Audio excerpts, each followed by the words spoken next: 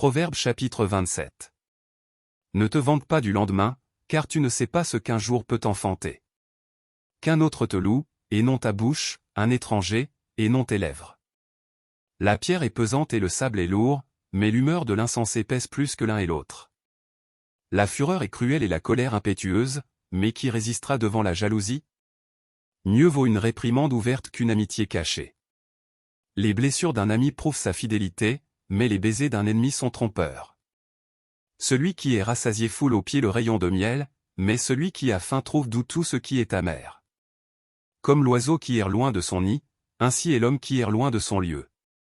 L'huile et les parfums réjouissent le cœur, et les conseils affectueux d'un ami sont doux. N'abandonne pas ton ami et l'ami de ton père, et n'entre pas dans la maison de ton frère au jour de ta détresse, mieux vaut un voisin proche qu'un frère éloigné. Mon fils, sois sage, et réjouis mon cœur, et je pourrai répondre à celui qui m'outrage. L'homme prudent voit le mal et se cache, les simples avancent et sont punis. Prends son vêtement, car il a cautionné autrui, et exige de lui des gages, à cause des étrangers. Si l'on bénit son prochain à haute voix et de grand matin, cela est envisagé comme une malédiction. Une gouttière continue dans un jour de pluie et une femme querelleuse sont choses semblables. Celui qui la retient retient le vent, et sa main saisit de l'huile. Comme le fer aiguise le fer, ainsi un homme excite la colère d'un homme. Celui qui soigne un figuier en mangera le fruit, et celui qui garde son maître sera honoré. Comme dans l'eau le visage répond au visage, ainsi le cœur de l'homme répond au cœur de l'homme.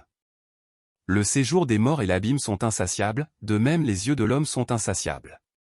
Le creuset est pour l'argent, et le fourneau pour l'or, mais un homme est jugé d'après sa renommée. Quand tu pilerais l'insensé dans un mortier, au milieu des grains avec le pilon, sa folie ne se séparerait pas de lui.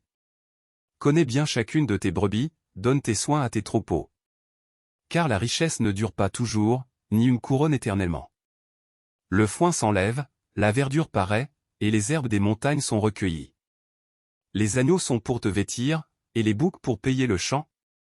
Le lait des chèvres suffit à ta nourriture, à celle de ta maison, et à l'entretien de tes servantes.